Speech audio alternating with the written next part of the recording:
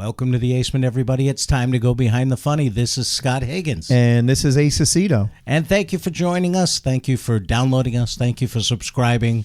We appreciate it so very much. And if you have a moment, please give us that 5-star written review wherever you download your podcast. It's a great way to help the podcast. If you want to help us out another way, tell a friend. We all learn about podcasts from our friends' recommendations, and that's a way you can help us out by recommending us to a friend. And the last way, if you really enjoy the show, is to go to our Patreon page and become a patron. And that is at www.patreon.com/behindthefunny. And what that will get you, it's one simple giving level, $5 a month. That will get you a t-shirt or a mug, some sort of merchandise, as well as unlocking bonus content that only our patrons can access. Thank you so much for supporting us. If you want to reach out, you got a question for us, you got a comment, anything, please send us an email at behindthefunnypod@gmail.com. And now, enjoy the show.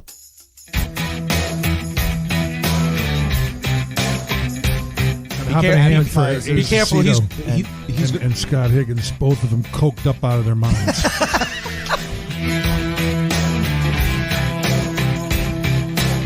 Listen to you. He's down in the basement. Yeah. Oh, I love that. I think we should call this the Acement. The Acement, yes. Yeah, what do you think there, huh? I like that. The Acement Studios. Excuse me, I'm drinking beer. Hold on a second. We usually drink bourbon on our end. Yeah, when we right. do the podcast, so That's all right. feel free to enjoy yourself. Yeah, exactly. You shoot an 8-ball if you want. We don't care, as long as it's good stories.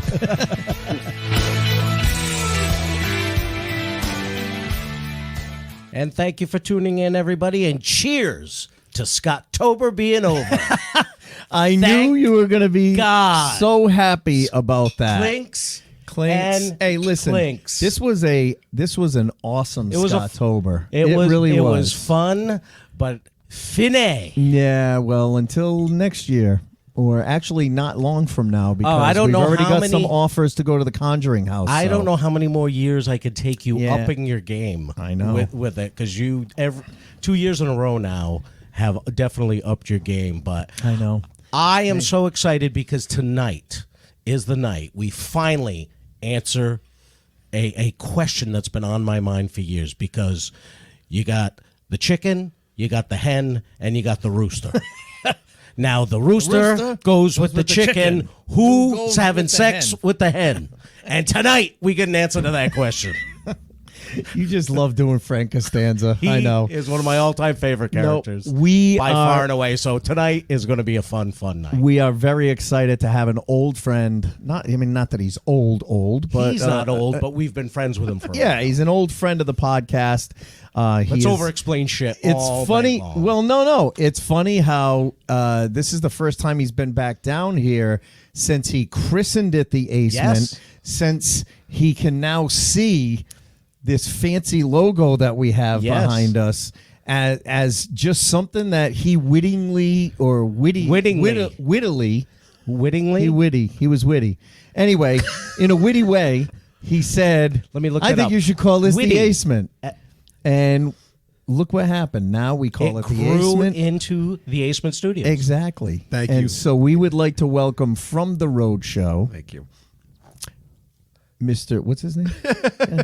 Oh, Brendan Kirby. Thank you very much. The crowd goes wild. It's great to be here. Scott, Ace, a pleasure to see you both. You know now, what we Scott, should I don't do? understand. Are you booking flights right there while the broadcast takes place? What's going on? Actually, this is the best time to get the best value. if you could, I prefer a window seat, if you don't mind. Now, not at all, because I prefer the aisle, so that works out perfect. it works out Works out spectacularly. Now, I'm never going to have children. You'll have to speak with my urologist if you'd like to know more about that. But I think the fact that I'm just going to take your word for it. Yeah, and you- leave that alone right there. Yeah. I think the fact that I christened this and I first said that it should be called the Acement really will be my lasting legacy on this planet. It absolutely is your lasting legacy on this show. I know that. And I love it. I love what you've done with it. I love the Yeah. fact that my voice is included in the open. It had to be. It had to I be. appreciate that. And when I saw that you had this done, I thought, well, that's pretty cool. I'm Isn't happy to it? be a part of it. And I love this room. The fact that you have this now. The other day, I think we were... the last time we were in the big room. No, Yes. we recorded it in your bed, I think. Oh. Yeah. No, that was a different thing. That wasn't Way the to break down the podcast. fourth wall. Yeah. Way to break down Now the that fourth that's wall. out here. That wasn't the Now, podcast. I had some paperwork that I was rummaging through earlier today, and I would like to cross-reference my numbers with your numbers. How many guests and visitors have actually been murdered down here in this room?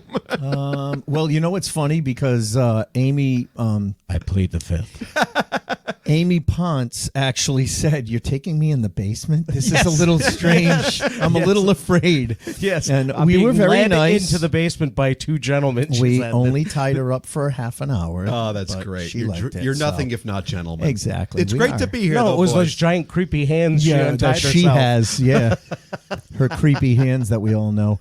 No, yeah. So thanks for coming back on, man. It's been a while. It's been like 3 years. I was going to right? say it probably was 2 or 3 years ago. Had a blast that time, and I'm stoked to be back. Yeah, Thanks, man. yeah. So great guests, actually, great stories. So we skipped right over our bourbon date. yes, we we did have, because we were so excited that you were here tonight. We're double dating this week. Yes, we have a We're few double dates. dating. Brought back our one of our Angel's Envy. all-time favorites. We absolutely love her, Angel's Envy, and another friend of ours that was introduced by Mitch Stinson. Yeah, when he that's came right. That He night, came. and we absolutely loved her, so we brought her back as well. Noble Oak. Two very good bourbons. Both Yeah. of them are finished in sherry cask. Well, this one's Angel's Port Envy wine. in port wine barrels, and this one in sherry cask, so they have a nice finish to them. Definitely, if you're a bourbon fan, try both of these. You will not be disappointed. Now, Scott, Angel's Envy was your stripper name as well. Actually, it was. Yes, yes, it was. Yes, And it was. Devil's That's how I Cut got through was mine. college. Devil's Cut. Luckily, was I mine. went to community college, and it covered about a quarter of it. It went well, yes. It covered about a quarter of it. yeah. Outstanding. Yeah. Great to be back. And that's it. We're out of time. We'll Yes, see you. thank God. No, I mean, no. So how's everything been going since the last time you were on? I mean, the road show's still on. Made it through the pandemic. We did and- all right. It's weird because everyone kind of had to adjust, as we Yeah. all know, and it's nice to see that media was able to do that. But we went down to a half an hour show every day, Yep. so it was less of me per morning, which actually well, people Ratings appreciated shot it. through the ratings roof. went through the roof. They were like, "Oh my God, less Brendan equals winning." Right. Winning. Winning. There's a nice Tiger hip, blood. nice hip reference. For Yeah, everyone. right? Current 8 current years one ago. there, exactly. But yeah, and we adjusted, and it's just so great to be welcoming everyone back. It had I been was so gonna long say- since I disappointed guests in person, and now we're doing it again, which is great. Well, I was going to ask because I'm sure it's like one of those things where the invite got lost in the mail, but I haven't been invited on for the Roadie Roundup in a while. Yeah. But I wasn't sure. Are you guys back to doing that live, or is that still virtual as well? that is still virtual. Okay, so even more reason that I should be could have been invited. Correct, 'cause- but for the most part, Yeah. welcoming everyone back in. The energy is great. We've been actually back to the 1 hour show for a while now, but Oh, all I'm right. really kind of proud, all kidding aside, of the work we did. Been back for a while, Ace, and you still haven't. No, Yeah, Tom okay. Stewart's on every other week. I see him fucking posting, but Yeah. that's all right. That's okay. all right. Clearly, we've lowered the bar. We love Tom. Only kidding. No, we love Tom He's too. great. He's He the was best. our co-host during He's Scottober. fantastic. Yeah. And but we've been back to the 1 hour format. And again, that was temporary, but like everyone had to adjust and make the best of it. And it was hard, but I'm really proud of the work we did because I did not like the fact that we had to do the virtual stuff and the Zoom. Yeah. We'd only have like 2 hosts in Yeah. studio. I loathed that because there's Yeah. an energy you get even right now. Absolutely. Well, even the energy in the green room beforehand, Yes. like here, all of your guests are back there. We all meet each other Yeah. an hour before the show, No doubt. and then it's like, I don't know. I just love the dynamic. Same. Like, and I love to do something like I enjoy writing the cold opens and things like Yeah. that. And also, you can work off the guests for Yep. those. And that opens up so many possibilities. And sometimes I'll just do like a live from the green room at the top of the show where Will Gilbert, Michaela Johnson, of course, will toss it over to me. And I'll just be in there surrounded by the guests. You've done that with Yeah. me before. Yeah. And it's just fun to kind of set the scene, or I'll do like a rapid fire questions with them. And it just kind of gets things moving and It's gets the more energy, fun. which we Yeah. all try. You guys as performers know that. exactly. No, and we- actually, it was funny the last time I was on. I love the Cardi brothers. Oh, they're yeah. hilarious. They're awesome. great guys. Yep. But I love how they are so trained that they go around to everyone and yeah. they go, "Hey, do you want a picture with us? Do you want a picture with us?" So I don't know if you caught it. I went up to them and I go, "Hey guys, you want a picture with me?" Love it. Did you really? I did. But I was wearing my Christmas suit, Yeah, the yeah. Christmas tree suit. And funny enough, that day, because it was around Christmas time, that day I wasn't the one most ridiculously dressed. There was some guy, Santa's mailman. Oh, that yeah, was on. that's right. Yes, he yes. had like a red velour smoking jacket and a Yes. mail bag, and then the Edwards twins were on that Yeah. time too. So I was like not even crazy dressed. And that was one of the days we did that live from the green room thing. I think. Yeah, I it was remember, fun. Making my way through and just seeing the outfits, but that's Yeah. what you want. That just is what the entertainment's all about. Exactly. But I was kind of starting to drive at the fact that we all hated the fact that we had to pivot a little bit and kind of adjust the show.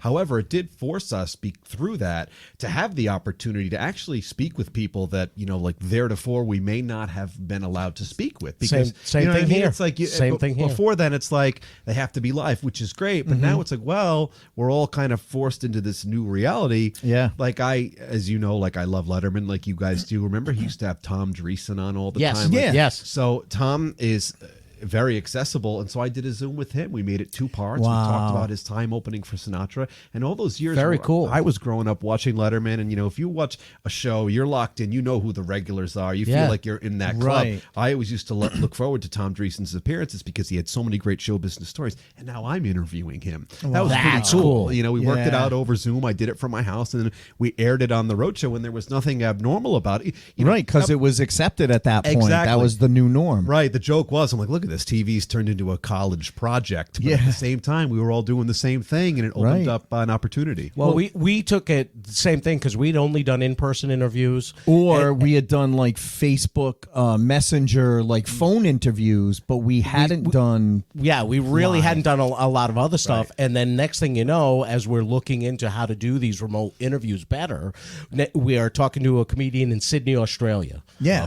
That Ace worked with back in the day, Al Del Benny, and had a great conversation with him. We're reaching out to the West Coast. Bobby Collins. And speaking of Bobby Collins. And Ed getting Regine. Ed Regine and getting these guys on that. Otherwise, we wouldn't have Right. had Yeah. on. But we're like, now that we have this technology that we're using, Right. let's reach out to these guys. Now I think it's cool. We can kind of make things a hybrid of both. Now that the audience Exactly. is used to that, Exactly. it's accepted, like you said. Yeah. Yes, it's better to have. Trust me, there's nothing better than this. I can Right. gaze right into your eyes, Scott.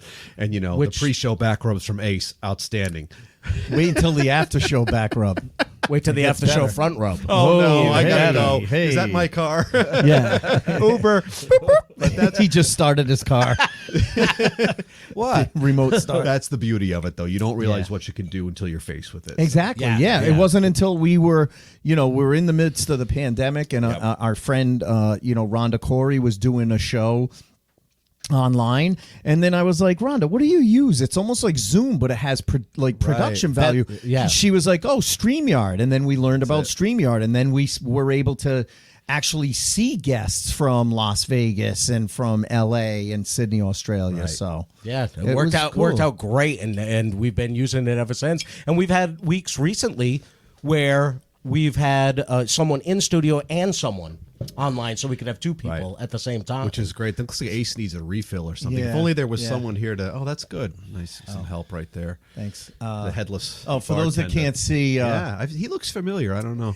so I don't know if you guys are familiar. He's also a former guest. I didn't think he was going to hog the camera time, but it's not the way he's supposed to do it. That's yeah, he. So for those that don't know, this is also our friend and former guest Brian Mulhern. Recently, he formerly of Cat Country. I'm sorry, who? Brian Mulhern from Cat Country, or formerly. Don't keep saying that second part. No, I'm- Okay. It's just Brian Mullen. Well, he's got a lot of free time on his hands now, and so we've been looking for an intern for a very long time. I Yeah. applied. I didn't hear anything. Well, we have a very you've got- strict hiring policy. Yeah, we're not hiring people who have a job. Yeah, so they're too expensive. we. The ones that, I'm sorry. He feels like. Do you want to say something, Well, Brian? I just want to say I'm a very big fan Of Will's. of Michaela Johnson. Aren't we all? I was wondering if you wouldn't mind giving this to her. It's got my phone number on there and the Twitter handle that Elon Musk made me pay for. Yeah. This is nice. Thank you, Brian. Thank you. So it's Ace's criminal record. Based on what's going on with me, you guys don't mind if I take this with me? No, go ahead. You can drink right out of the bottle. Hey, it's great to see everybody. It's great to see Brian, and he's already doing a heck of a job. He is. You could sit down now, Brian. He is. Not every show has a liquor license. No, I know. And we're not going to have one for very long either. No, exactly. No, with but our interns drinking out of the bottle. yeah, I don't think that's highly encouraged. he literally called me and begged me. He said, "I have nothing to do." Anymore. I have nothing to do. Can I come on and be your intern? I was like, all right, fine. I had 17 missed phone calls from him today. Oh, I picked up. You picked up. So he should be, he's back. Oh, boy. Oh, boy. Someone want this to block. Yeah. Now that right there will get him. God forbid everybody can't see Will Gilbert over there. I'm wearing a wig. Yes, for those watching, we want to make sure we could see Brendan Kirby's face. So thank you, Brian. Fabulous. You're doing a hair. great. Hey, I know you haven't heard this in a while. You're doing a great job. First Sorry. cut is the deepest.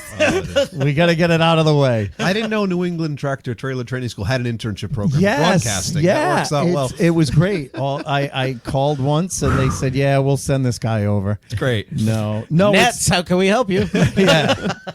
No, but it's you're right to bring it back to what you were talking about before. It is great that it pushed us out of our comfort zone and it made all of us a little bit better, I think. And let's get real though, guys. You know what it's like as comedic people, if you will. We don't want to do any work. We like becoming complacent if the show is easy.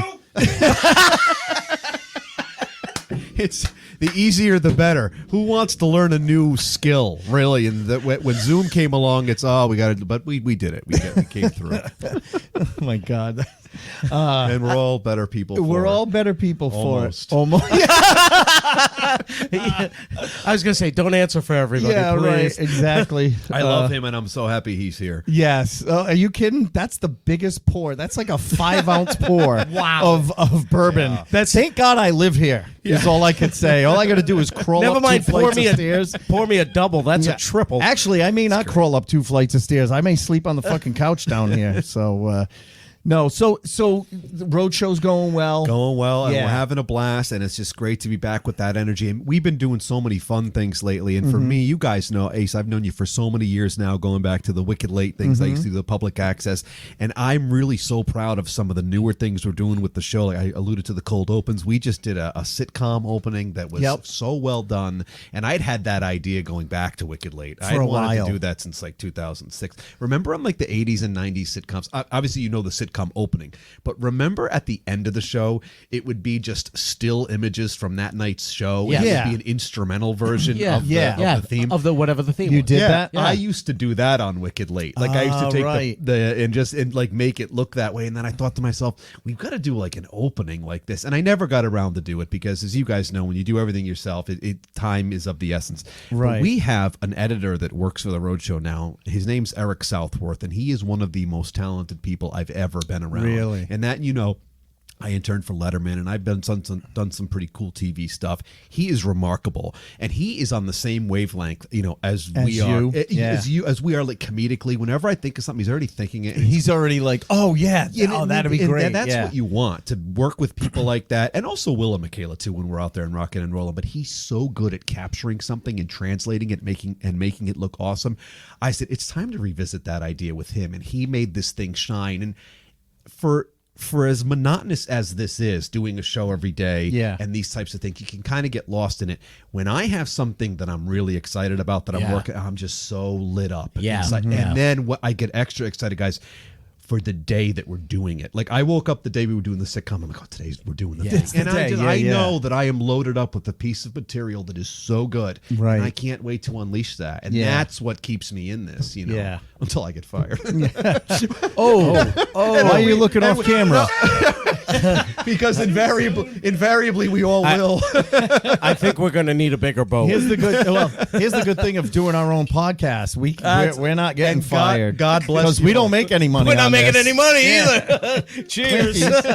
God Yeah. bless you both. And invariably, we all will get let go in this crazy business, unfortunately. But I still get excited by a really fun idea. And we did something similarly with our Halloween open. And it's just fun when you have something fun to work on. Yeah. And that's what the Roadshow has afforded me, this creative opportunity that I love. I was just going to say that's what creative people get excited about. Yeah. Right. Is creating something like that that was your idea. Yes. And then you see it come to fruition, Love it. and then that final product. For comedians, it's that idea that pops in your head for a joke. Yeah. And when you're finally got the finished product and you're telling that joke on stage and you're getting that laugh And it's working. and everything and it's working, that's that moment for you. It's this, you had this idea for that many years for that cold open, and then you finally do it and you get to see it and you're like, that's exactly what I wanted. But let me ask you this: when it's done, are you sad?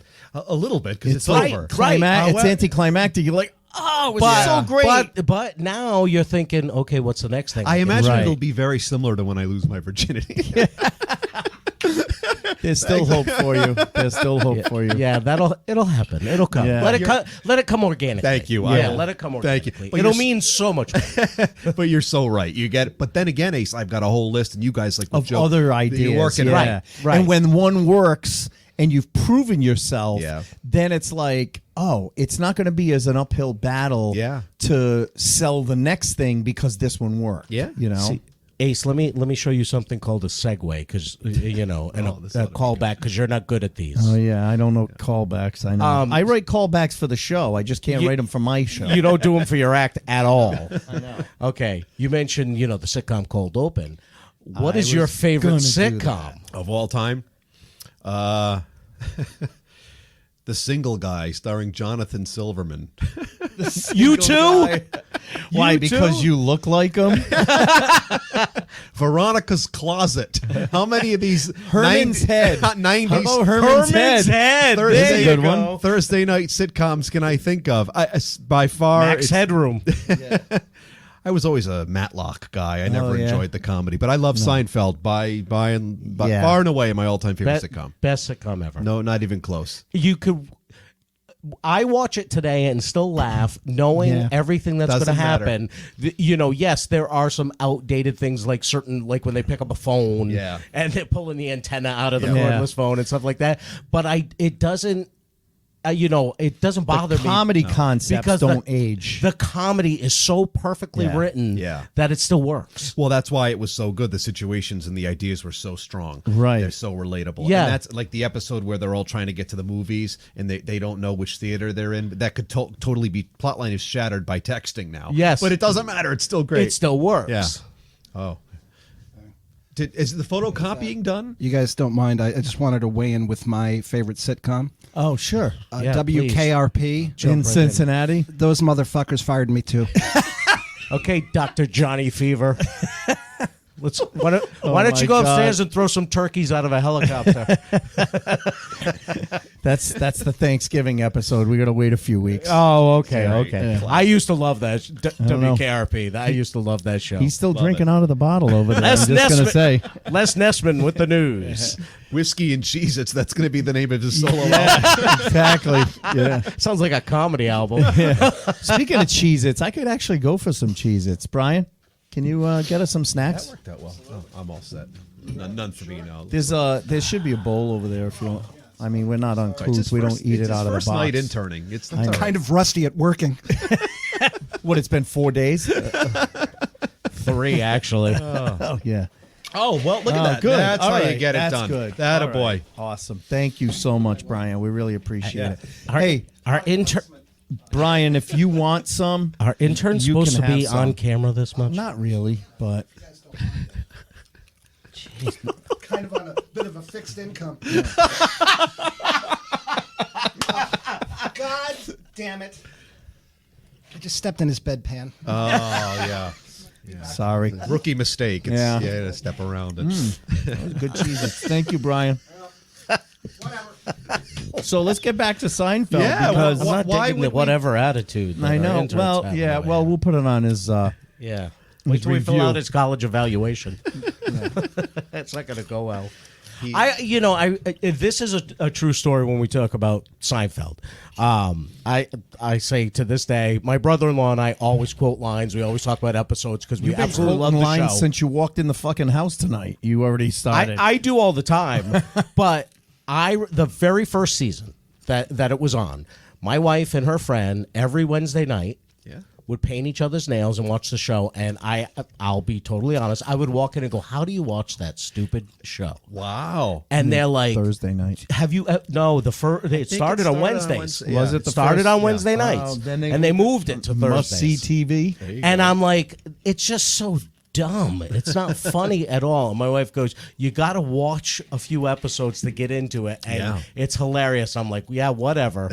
And then season 2, I started watching it, and I was like, "I'm an idiot. This is the funniest show I have ever watched." But if you watch the first season and then you watch like up to season like 4 and 5 when they really hit their stride, Right. The character development. Yes. Well, season You're 1, never going to have that in season 1. season you know what I 1, mean? his father is different. Yeah. Right. There's a Yeah. lot of different things going on, but there's still some really good episodes in season 1. But you're right. Once they hit their stride, like season 3, season 4, and really get going with stuff, it's someone absolutely fantastic. Asked me about this recently, and I said that I alluded to the same thing. I echoed what you guys just said. I've been rewatching it every now and then, here and there, which is great. And the ones that are really, no, thank you, are really speaking to me are, Brian touched them, are the episodes where the early ones, because even though they hadn't hit the stride, like you said, Ace, the seeds are there of greatness, and you can. And now that we have the whole series, it's out there, and you can look back when they get to the middle years to the end. You think, okay, it may not have had the rhythm yet, but the ideas were just as strong. Right, They just hadn't figured it out yet. My proudest moment as a parent was last weekend when my daughter comes up to me and she goes, "I got a hair on my tongue." Oh, And you put it you there. put it there. Yes. And she added, "You put it there." Yeah, she did. She Love goes, it. "You put it there." Oh, my God. You put the kibosh on my deal, and I'm going to put the kibosh on you. And I'm like, this is the proudest moment in my parenthood career. This is why I'm sorry. My legacy is the Aceman. I don't have a child to pass along the references to. Give it time. I was like the that Indian. you know of. I was like the Indian on the side of the road in the trash teardrop. commercial in the 70s with the one tear coming down my cheek as she said Yeah. it. You know, I heard they're looking for beautiful. someone new to play that. They are. Mike Murray just auditioned for it. How cool is that? The deaf Indian. He didn't get it because he didn't hear the directions. I'm sorry. What'd you say? Action! What did you say? Yeah. You know, I understand he had a surgery. He was born deaf, and now he can hear again. He very rarely talks about it. No, yeah, he does. He's very shy He about may have it. mentioned it. He may have My mentioned it. proudest moment is the fact that now Love every Mike. every December 23rd, Oh, here we go. my kids Yes. ask me to watch the Festivus episode. Yes. Yes. And my youngest daughter, who's going to be 15 in a couple of weeks, literally asked, "Dad, can we get a Festivus poll?" Oh my God. My nephew has one. Oh, really? My 28-year-old nephew has a Festivus I wanna poll. get Frank one. Costanza, though, would be irate over the commercialization of A Festivus. Festivus, yes. As rain blows down upon him. My tinsel distracting. It's so great. It's so much fun, and I love that it still has cultural relevance. Why are you Yeah. guys bringing up Seinfeld? I don't know, because we heard. Just because we like the show. Yeah, we like it. That's fine with me. No, we heard that you recently wrote a cookbook. You know, and I thought I brought it in here. I if only actually, there was our an intern. our intern might have it. Thanks, Brian. Product placement. Yeah. Yeah, not so for the Brian, not, folks- not so close, Brian. Brian, back it up. Brian, back it up a little. Brian, I'm a radio guy. I don't know what the hell I'm doing. holy, You were a radio guy. I'm not a radio guy. I'm not anything. That is not true. So for the audience Can we that's just- listening, Can we just let him join us? for the at some point? audience in a minute, for the audience that's listening, there's one more thing he's got to do. Actually, two. For the audience who's just listening, Yes. our intern Brian Mulhern just brought on the Seinfeld, the official cookbook. So I want to dig Freaking into. love this. Thank you. I want to dig into how it started. What was where did it Look, where did it come from? I have so many questions. Wait. More importantly, does it fold out to a coffee table? it should have. I think Scott may have a mild erection. There's It's nothing always a mild mild- about it. It's always I'm mild. Irish. You can't tell the difference, but I I want to know, do you have chicken salad on toasted Here he bread goes. with a Oh, cup of tea? He's fired up. He's off and running. Thank you, first of all. So I co-authored Is this. that the big salad? It might be. Open it up. Tomatoes like volleyballs? Like volleyballs. Co-authored this. Is there mulligatawny? There sure is, with my good friend Julie Tremaine. Okay. Who, I met her through the Road Show. She used to be the editor of Providence Monthly. She's now a full-time I writer. know the name, yeah. Yeah, she's a fantastic writer. Ace. Schnitzer's rye. Okay. Let him talk. You old bag. Should we lower the lights and have a dramatic reading? Yeah, right? I will read it from beginning to end. So she approached me about a year ago, and she's authored some other TV show-inspired cookbooks. I can't name them specifically, but she's done some great work. Oh, But great they approached- co-author you are. Yeah, right? Insight Editions is the publisher of this. It was their idea, and they went to Julie and said, we'd love to do a Seinfeld-inspired one, and she knows the show. She Right. doesn't know it to the obsessed level that I do. Oh, so she- that's how you got involved She in said the to project. them, I've got a guy who's mildly amusing. Thank you. And she said, I And love he her. wasn't available, so they got someone who was not amusing at at all. all. That worked out well for all of us. Brian Mulhern wasn't available at the time. So she said, would you like to co-author this with me? Oh my God! I'm just reading some of the titles. Let me. Can I jump around on some of the titles? Of course, because I that's can't what help you do. myself. I'm It's like, you're a fucking ADHD kid right now. I am. This is These pretzels will make you thirsty. Elaine's mulligatawny soup, George's turkey chili, Jerry's egg white omelet, the big salad, of course. silly Jerry. Oh, yeah. Well, we had to have the obvious ones. You have to have the big salad, some of the ones you just said. Yeah. No, the one that jumped out at me was Kramer wants a Papaya King hot dog. Right. And some of these, if you really need direction on how to prepare them, I'm not sure you should be opening your own Mendy's. Right. However, that's the fun of it. Even if you're not like a culinary But I want a master. few silly Jerry. Oh, yeah. Yeah, Oh, you know yeah, what? It the is looking fusilli. a little dirty Yeah. around here. Do you have a macaroni middler? Hold on. Yeah, that's good. Someone All hasn't right. showered Don't- since he lost his job. Don't get it on the book. Oh, Thank you. I have a George's. Yes. question about the book. Is there a recipe for a chocolate jabka? It's not a job. It's a Jobka. babka. He's very, he's Bob, very sorry, clever. I like that. Jobka. I'm going to leave now. Thank you for And there- thank you for dusting for us. I appreciate that. And there is a no lesser babka, by the way. And George's, what the hell? I'll just eat some trash, chocolatey eclair. That right there is my favorite.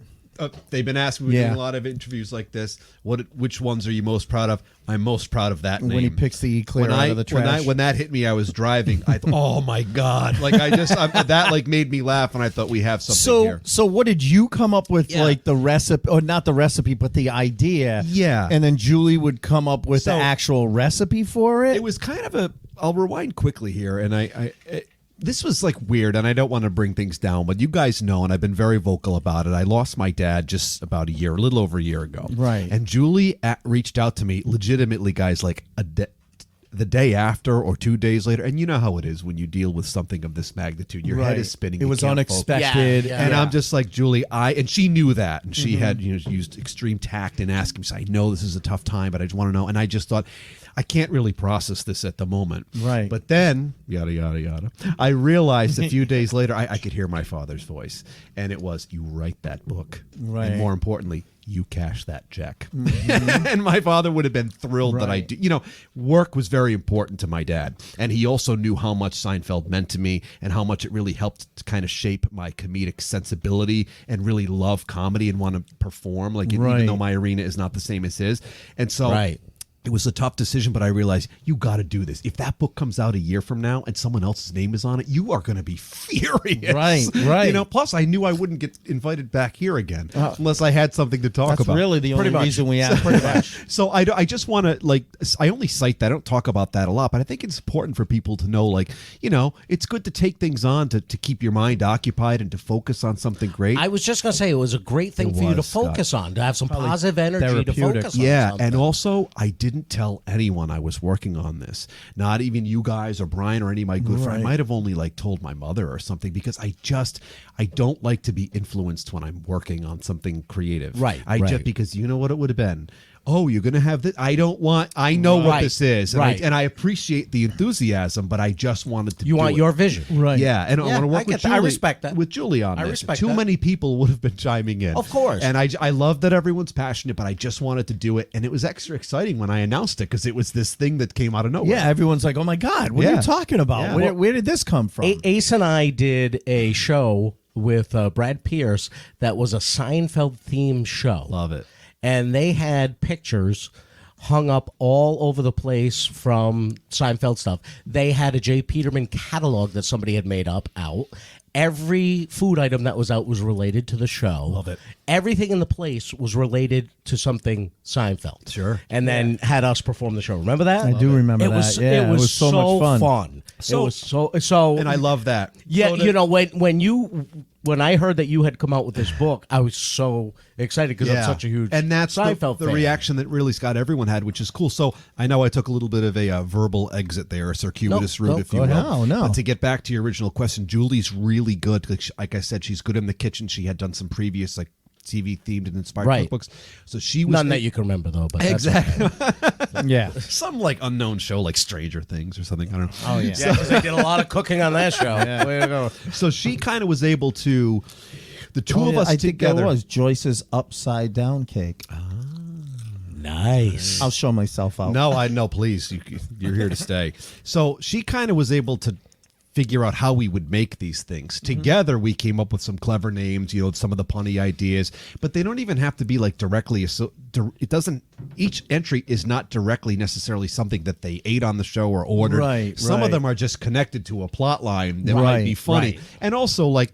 The idea, this is not, a Julia Child cookbook. Like, it's supposed to be fun. Like Right, exactly. and even It's basic stuff. I Right. just saw like the Festivus meatloaf. Right. And it's like, I don't remember the meatloaf, but maybe they did, but it makes sense. Right. Because you have ham or turkey on Christmas right. and Easter, so Right, let's right. have meatloaf on Festivus. How about Rusty's beefarino? It's good for a king or a queen. No. Here he goes. Exactly. And it was tough because we had this massive. Julie works out of Rhode Island and California, LA. So we did a lot of this over Google Documents, over the phone, kind of conferring, Yep. putting it together. And it was tough because we couldn't put all the ideas. And now I wanted the book. See, this is where I want everything to be my idea. I kind of had to defer to the publishers a little bit because I was hired to do this. It can be Right. creative to an extent.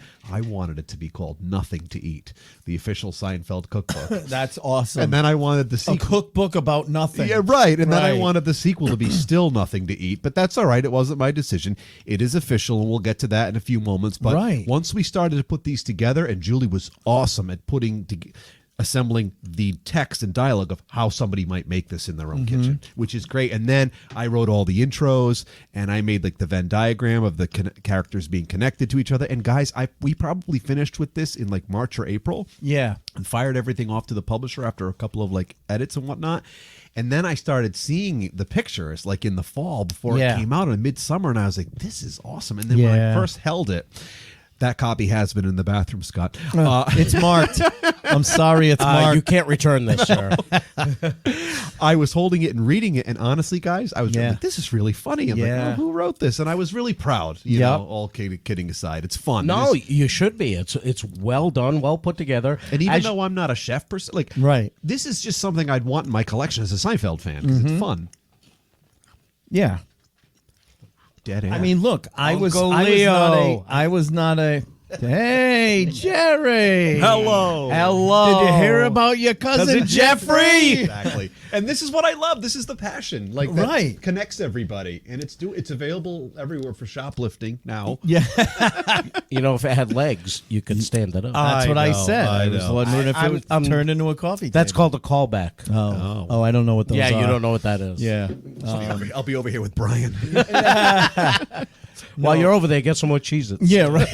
Oh, they're over here. Oh, there okay. you go. No, I'm good. I'm good. You sure?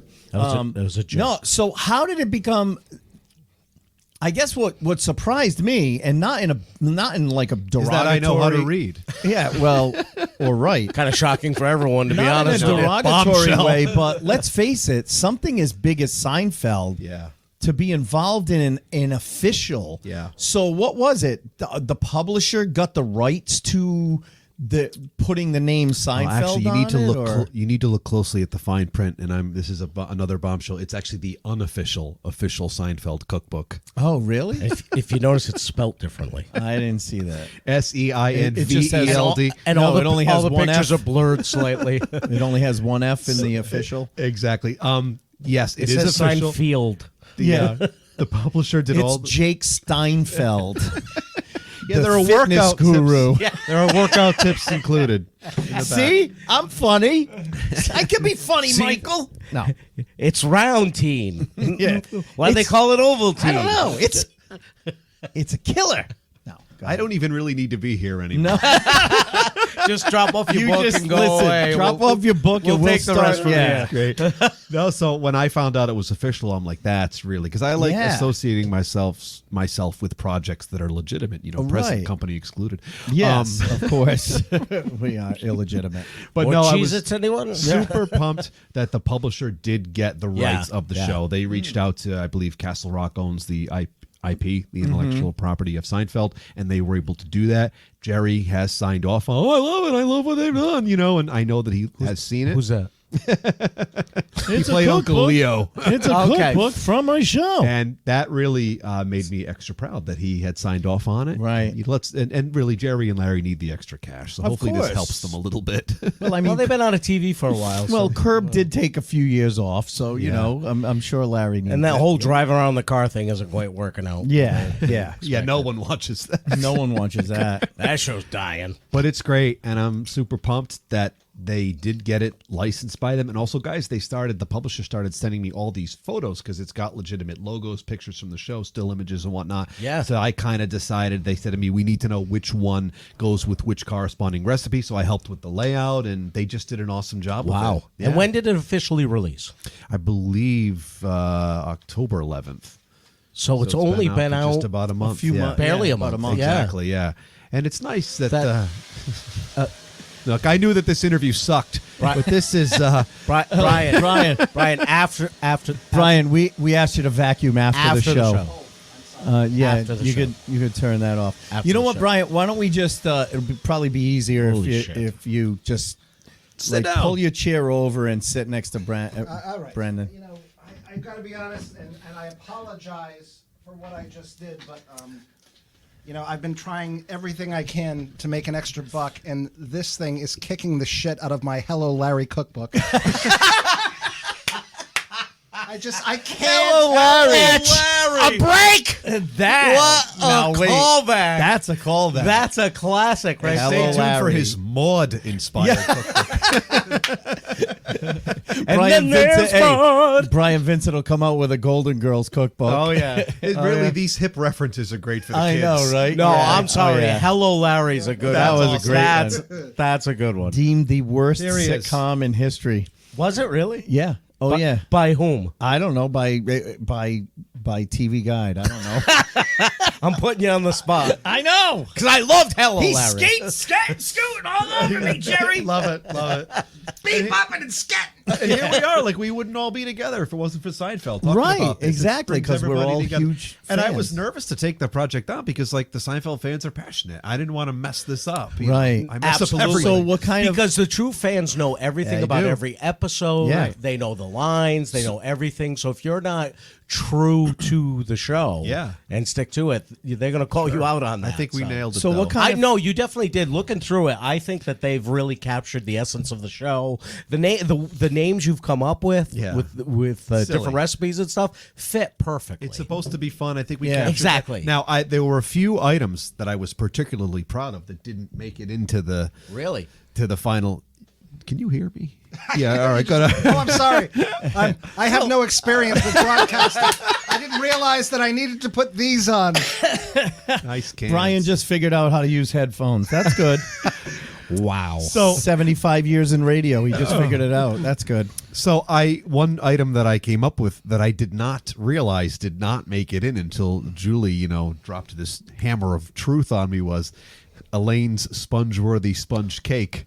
I the said, wait a minute, censors that took it didn't out? make it in there. And she was like, Brendan, that's disgusting. And I got to say, I get as a it. comedian, as a writer, like you guys, the revulsion made me so happy. But that's what it's about, working through But the why not ideas. just change the title to Elaine's Sponge Cake? No, you got to get sponge See, worthy. this is in why there. you're not involved. I'm just kidding. just keep eating your cheese. But when was the first time you saw Seinfeld? Back in the day, like in the 90s? Oh yeah, I mean, when the show first came on, just such a huge fan of Jerry's in general. I mean, we're all comedy geeks, and it was just something that you wanted to go well. And I will say too, Brendan's one of my best friends in the world. He's just finding that out. But for the sake of this show, anyway. As he and I have been discussing this book, I know you've said to me, if it does well, there could be a sequel. I hope that's so. Really the hope for something like this. So there's And- still a chance for Elaine Spongeworthy Sponge standing Cake. by the. And Is there any mango in there? Good. See, You this got to is try why- some of this why I mango. don't like when these ideas become homog. What George said? No, jerk stores. This is how these ideas get ruined. It becomes all homogenized, and everyone's just throwing it in 2 cents. Yeah, but I like that. I do. Oh, like yeah? that. Yeah. Well, I had sex with your wife. Oh God! My wife's in a coma. But yeah, it's cool. And I was going to say something, but I forgot. Well, that's what happens when you drink bourbon during a podcast. During a podcast. And God yes, bless. That's Scott what and we Ace for do. doing this. Yeah. The acement is fully loaded. So yes. are we. Yes, it will be. The first time I heard about this idea, I loved it. And when Ace said you were coming on, I couldn't wait to actually see the book and see the names of the recipes and everything like that. And hats off to you. Thanks. And Nailed it. Even Nailed reading it. the back of it, stash the takeout menus and cancel the reservations at Mendy's. Right there, everyone knows we have something. Yeah, and everyone knows that it's written by someone who is a purist of Seinfeld, Right, yeah. someone who truly appreciates the show. And I have said, look, I'm not going to, I'm sure I'll flatter myself every now and then because I'm proud of a job well done. But at the same time, I know that this is wildly successful because of the Seinfeld name. The Kirby name has never come within 10 feet of anything successful. But however, I will say. You may want to move away from him then. You were inches away from exactly that. So I know that.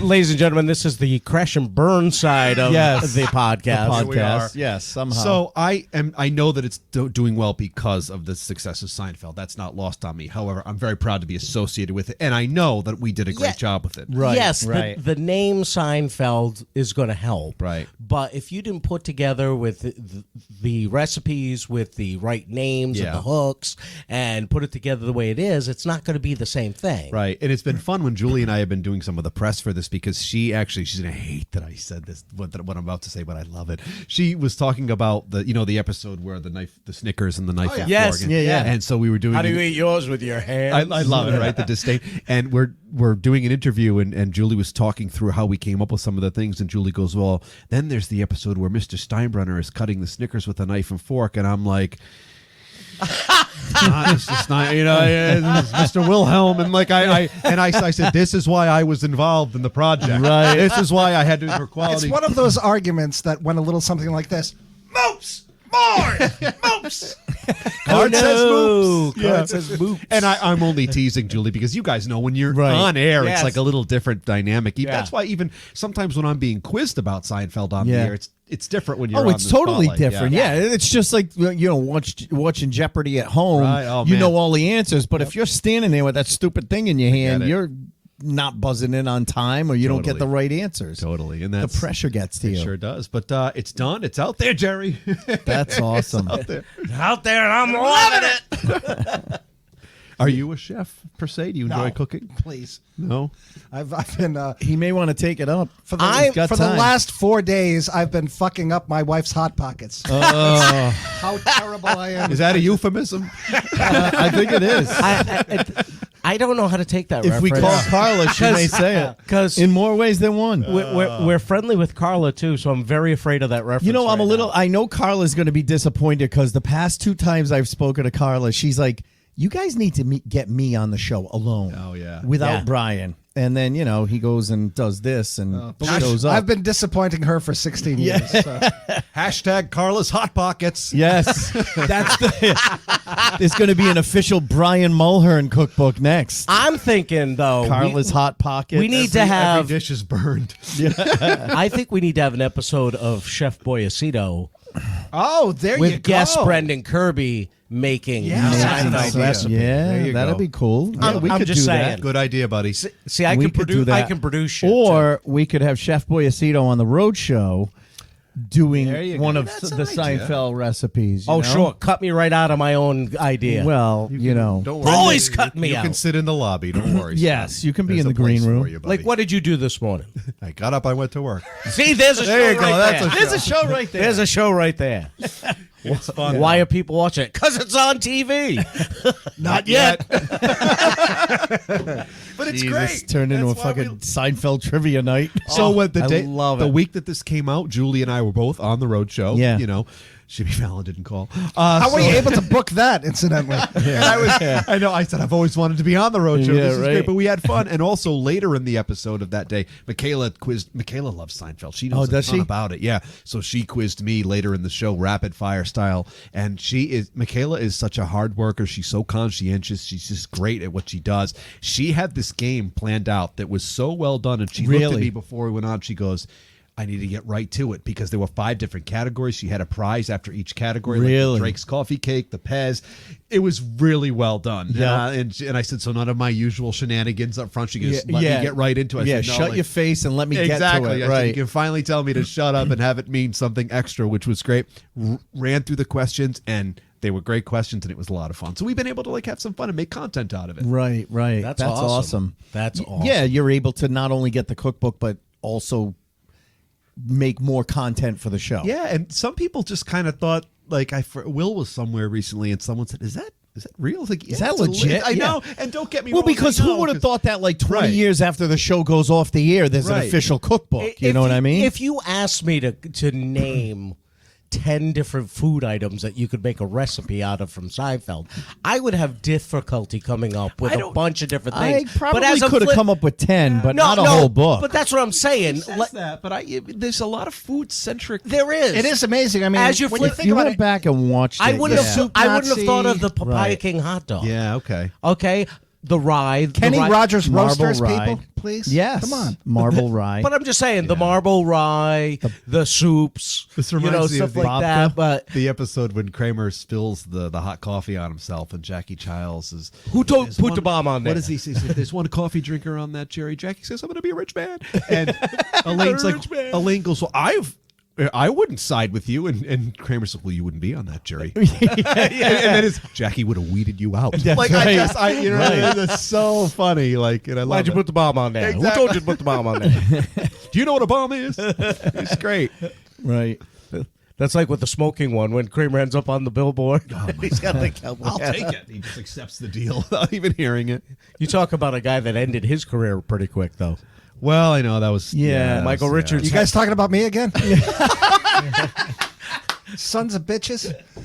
No, Well, that- honestly, though, Whoa, you know this what? We Still told you fresh. not to go to L.A. and do stand-up comedy, Brian. But if you watched his episode of Comedians in Yeah. Cars Getting Coffee, he, I think he Yeah. was very, very Yeah. contrite, and He is, but I don't think that people ever forgave but him he for that. said it. He shouldn't have been doing stand up. It's No. not his thing. He's a great comic actor. I mean, Well, he's a guy too, and I think we've all run into these people, not in this room necessarily, but the tortured genius thing. yeah. And I happen to know somebody who I'm not going to name, but who was involved with his show that was going to follow Seinfeld, and this person was going to be a writer for it. And he said he showed up at Michael's house, and Michael met him at the door wearing boxer shorts and holding a shotgun, and he said, I drove home and I cried all the way home. He said after just having that one meeting with him, Interaction, because yeah. He's a brilliant, obviously, comedic performer. Right, but out right. of his goddamn mind. Yeah, and yeah. I think there is an element of that to it. I do give him credit when Curb did that season Yes. where they brought Seinfeld Yes. back. He was able to make fun of it, and I think that helps a little bit. But man, oh man, to recover or try to rebound That something after like that. one scene that season of Curb where the I forget his name, the guy that was living with Larry that season, the black guy, JB Smoove. JB Smoove. When he yeah. he had the bow tie on and everything. Leon. And he knocked on the dressing room door. Great. And Kramer opens the door and he goes, "Oh, come on, I apologized already." It was so brilliantly funny. And then he Yes. talks him out of thinking that he's going to Yes. die from that disease. And then Larry comes over, or it's revealed that Leon is not. He's a fake. So and he's yelling at Michael him and goes everything. outside and is just berating him, and screaming and at him. everyone's Right. taking the Everyone's pictures. it's so brilliantly done. Oh, and my that's God. also, that's why I love Curb, because, during the years of Seinfeld, we all knew Jerry as this great stand-up and wonderful talent that he is, but you didn't really know Larry yet. And I think in these because it was behind the scenes, but right? you realize now that Larry was just as much of the God. engine. Oh, God, I mean, yeah. I haven't watched that much of Curb, but I've watched Always. it because it's very hit or miss. No, for me. you have got to lock in and watch them all. But Yeah. the episode where Larry goes watermelon shopping for Leon. JB with Leon, It's just- like what is there something wrong with It's buying a just- watermelon for my friend? And then what does he get? He buys like the white fish or something. He's like, Oh, "Oh, yeah, I'm gonna yeah, yeah. get these." It's just like, it's so good. It's It's brilliant. the best. I'm a huge fan of uncomfortable comedy. And Yeah. he's the king. it is the. I mean, He's he and the Gervais king. Oh, have yeah. the market Yeah. covered on that. Yeah. And they're not afraid of anybody. No. And I love No, that. That's exactly. what you need. I think. I think that's the best. Yeah. They don't. They don't care. And especially, Gervais nowadays, he doesn't worry about offending. He doesn't worry And wouldn't about we saying all the wrong love thing. to be able to get to that point? Oh my God! Right. When he stood in front of the people at the Golden Globes or the Golden Globes. Oscars, Oh, yeah. he's like, Laughed "This at is them. That was He's great. like, "Look, you are all so vapid. It's just disgusting." He's And, like, "Oh, you sexual deviants in the same room." Yeah. and he's like, "What do I care? It's the last year I'm doing this anyway. Yeah, I don't care." Right. Very similar to this room. Yes, yes. Except we care. Would you like a Cheez-It? From the deviant. We're sexual deviants, Yes, but we care. But Yes, totally. we do. And I love Larry David. I love Jerry Seinfeld. So to have my name associated Well, with this to be is on great. the radar of those guys, Yeah. in terms of this cookbook, I just think that's a massive accomplishment, and I want to congratulate you. One of the things that I said to Brendan as we were talking about this one night, I said, what kind of sucks in the comedy community is the fact that there are people who are going to tell you that they're happy for you, but they're really They're not. not. They don't They're mean it. Jealous. pissed and they're Right, jealous right. Absolutely. over that whole Well, thing. but you know Absolutely. what? That's more of it sucks, but it's more of it's on them, not you. You know what I mean? Yeah. But it It's, also, that's in their some ways, problem, not tells you yours. that you've really accomplished But something. exactly. Oh, absolutely. That's the insecurity Absolutely. that's and in I comedy. said to him, and I know you Yeah. guys feel the same way. It's cause, the 'cause insecurity. I love this guy like a brother, and you guys too. Like, I could not possibly be more happy for this guy. And Oh, for as much yeah. as I Oh. love Seinfeld, I will tell you this. He deserves this more than I do. And you guys too, clearly, like, just Seinfeld nuts. But Right. the Yeah. perfect guy. Oh for no, this. no! But I, also- I genuinely excited Thanks. for you. As much as I am, I'm quoting lines, I'm reading the book, and everything like that. I'm like, half of me is like, damn it, why didn't I think of this? Because it's a brilliant idea, And it's fun. But I'm excited for you and I hope this is like super successful because Yeah. it's such a great idea, and I genuinely mean that. So obviously it's on Amazon, right? Mm-hmm.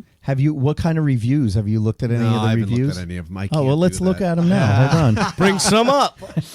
I First don't- one. I This is the don't- stupidest thing I've ever seen. Dumbest thing. It's I a didn't book about know- nothing. No, my mom still had her Amazon account. I just don't. I made the first recipe. It sucked. I just don't care. You know what I mean? Like the work is You done. shouldn't. I That's just, the thing. One of my favorite Jerry quotes is when talking about, I just want people to like it. If they don't like it, that's fine too. It Right. doesn't matter to me. Jerry's, one of the great quotes by him that I love is he was on the Letterman talk show on Netflix, and he just, Oh, yeah. it's just such a And now brilliant, our next it's guest such is? a brilliant line. He says, when I leave a gig, the next day the review comes out, he says, I just want to look at the reviewer and say, I've left town already with the money. And I just, I love that. That to me is what it's all about, because the people came and they liked it because they wanted to see you. That's the victory, not someone who does. Who cares if someone But doesn't like it? but we talk about this all the time. The insecurity of comedians. Anyway, I don't want to talk about all performers, but comedians especially, will have 400 people in the audience. 399 people are laughing at that joke that I just told. I know exactly what you're going to say. There's one curmudgeon in the second row that's not laughing, and he's the only guy that I can see in that audience However, in that moment. Have you ever had this happen? That guy comes up to you Yes, after and I know tells what you're you, going to say. You're unbelievable. That was the funniest thing I've ever seen. And you want to say, could you tell your face? All right, so Could you tell your face? Before you say anything, Ace, because he knows where I going. don't like this. This is Come what makes on. it even better. This is what's fun. Sounds like my exit But you know interview. what? You're gonna love this because it just shows. I don't like Light this. of the night. It just shows the stupidity. You're gonna have to rewind and see that live. I know. I heard it. This just Word something you heard on your honeymoon, Ace. I don't like this. Yes. No, this is No, that was her vows. this is what makes it funny because first of all, it's all 4 and 5 star reviews. I don't Okay? care. I know, but the gave it a 4-star 4-star review? Wait, Why here's is it what 4? So first of all, the name of the person is Alf, and I wonder if it truly is Alf. Yeah, because that was a real character. The book is terrific. No, That's a pretty good album. hey Willie. Actually, I mean, I love this. No. Here's the funny thing. This is the only thing they could pick out, and it has nothing to do with you. What's with the tiny typeface? That's the headline. All right. The book is terrific and includes fun facts, silly quotes, and all the recipes you would expect. The recipes are printed in such tiny type, even my reading glasses don't help. Now I'm thinking Frank Costanza. My reading glasses don't help. Are those my Chiva letters? Obviously, the demographic for this book is 50 plus and should have been printed as such. So there you go. Great, thank you. That's it. Look at him. He's like, I don't care, but you just crushed Well, my we soul. live in a world where Yes. there's a certain segment of society who has to dig And they that will have a deep to problem find with something everything. wrong. Yeah. Right, I just- fear on my that level. orgasm left me crippled. Yeah, it's My Chiva honestly, leathers. it's all No, I good. know. And It's when- all good when and the Sein- stupid little things When like the Seinfeld Instagram official account and Facebook posted about this, that was really awesome. Really? That had And to be- I just said I'm not looking at any comments. It's just not. I'm not interested. Yeah. Like, as a creative, I'm not. Again, it's not a disdainful thing. It's At just, the end, it's fine. At the end of the day, when you're a creative person, if you're happy with what you created, Yes. that's all that matters. You know, when we walk off stage, if I'm generally happy with the performance that I gave, I'm okay if 1 or 2 people didn't necessarily like it because, you know, in comedy, you're not going to bat 1,000. There's always going to be somebody that didn't like something, and that's okay. And we get it all the time. It's subjective. But if I don't, you know, and I've learned that it took 20 years for me to let go of that one curmudgeon in the second row and say, well, clearly he's over 399 it. people laughed. I'm Right. okay. I'm okay. You know, I know what you're Brian saying. and Carla came to see the show, and Brian didn't laugh, but Carla did. I'm okay with it. I'm okay with it. No, but you know, you learn after time that it took. But I'm happy with that set, so I'm okay with it. And I can move on. So if you're happy with this book, you should be. And the point that you brought up earlier, Great point. see how I didn't say to your point, but I just did. I grabbed my glass. I grabbed my glass. I was ready for it. But to your point, when you held that book for the first time, Oh, I've been sleeping with it. it was like, okay, that's a little creepy. Notice the imprint. Pages right were here? stuck together on Now page you're really not 38 going to be able to 39. return it. Yeah. Nope, it is marked. It is flagged. Big time. Is that Uncle But Leo that first stealing time, a book? the first time that you held it Yeah. and was like, all that work, because I know, you know, Right. mine hasn't come out yet. It's close.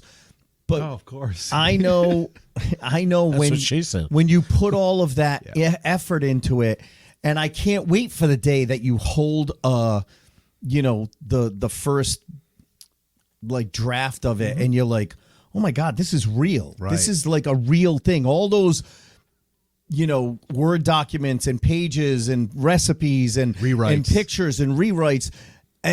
you can't really visualize, like, how is this going to be an actual book? It's I've- all mishmash all over the place. I've actually been sleeping with Ace's children's book, which thank is you. probably why I Glad lost you my- had a That's book. because your son, your stepson, is the illustrator. He is, as a and matter has of fact, done a and fantastic job. I've seen a lot of what This you've is done. such a great moment. Yeah, thanks. No, but both of you guys, it's Yeah. it's a really cool thing, and I mean, No, it is. No, and I didn't mean to make it about me. I really I'm only didn't. teasing you. Come on. Yeah. But Yes. but no, I'm Yes, you did. excited Yes, you did.